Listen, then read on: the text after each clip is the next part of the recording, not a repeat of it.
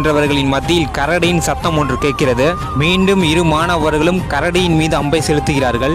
ஒரு மாணவனின் அம்பு கரடியின் மீது, மற்றொரு மாணவனின் அம்பு வேறு ஒரு திசையிலும் சென்று விடுகிறது.